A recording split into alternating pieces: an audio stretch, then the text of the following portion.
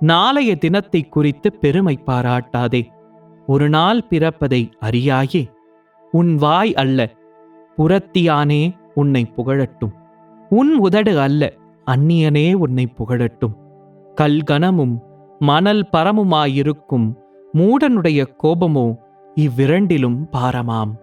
உக்கிரம் கொடுமையுள்ளது, கோபம் நிஷ்டூரமுள்ளது. பொறாமையோ வென்றால் அதற்கு முன்னிற்கத்தக்கவன் யார்? மறைவான சிநேகத்தை பார்க்கிலும் வெளிப்படையான கடிந்து கொள்ளுதல் நல்லது. சிநேகிதன் அடிக்கும் அடிகள் உண்மையானவைகள், சத்துரு இடும் முத்தங்களோ வஞ்சனையுள்ளவைகள்.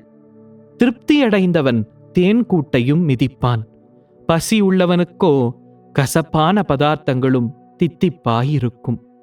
தன் கூட்டை விட்டு அலைகிற குருவி எப்படி இருக்கிறதோ அப்படியே தன் ஸ்தானத்தை விட்டு அலைகிற மனுஷனும் இருக்கிறான்.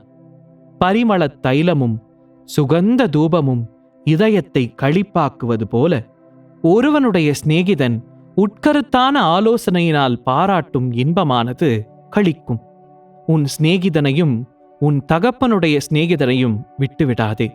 உன் ஆபத்து காலத்தில் உன் சகோதரனுடைய வீட்டுக்கு போகாதே. தூரத்திலுள்ள சகோதரனிலும் சமீபத்திலுள்ள அயலானே வாசி. என் மகனே, என்னை நிந்திக்கிறவனுக்கு நான் உத்தரவு கொடுக்கத்தக்கதாக நீ ஞானவானாகி என் இருதயத்தை சந்தோஷப்படுத்து.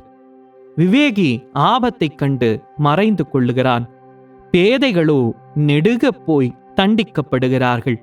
அந்நியனுக்காக பிணைக்கப்படுகிறவனுடைய வஸ்திரத்தை எடுத்துக்கொள், அந்நிய ஸ்திரீக்காக ஈடு வாங்கிக்கொள்.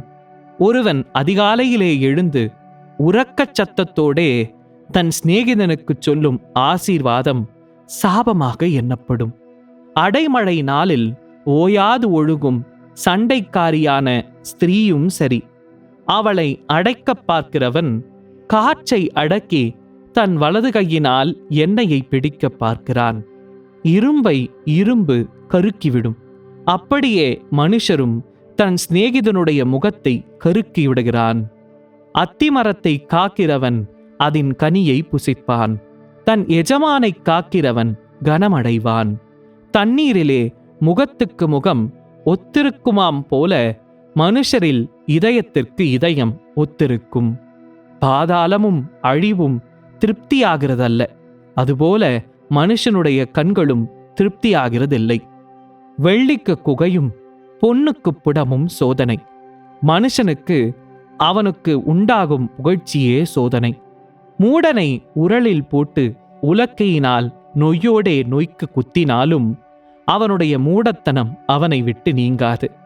உன் ஆடுகளின் நிலைமையை நன்றாக அறிந்து கொள், உன் மந்தைகளின் மேல் கவனமாயிரு. செல்வம் என்றென்றைக்கும் நிலையானது, கிரீடம் தலைமுறை தலைமுறை தோறும் நிலை நிற்குமோ? புல் முளைக்கும், பச்சிலைகள் தோன்றும், மலைப்பூண்டுகள் சேர்க்கப்படும். ஆட்டுக்குட்டிகள் உனக்கு வஸ்திரத்தையும் கடாக்கள் வயல் வாங்கத்தக்க கிராயத்தையும் கொடுக்கும். வெள்ளாட்டுப்பால் உன் ஆகாரத்திற்கும் உன் வீட்டாரின் ஆகாரத்திற்கும் உன் வேலைக்காரிகளின் பிழைப்புக்கும் போதுமானபடியாயிருக்கும்.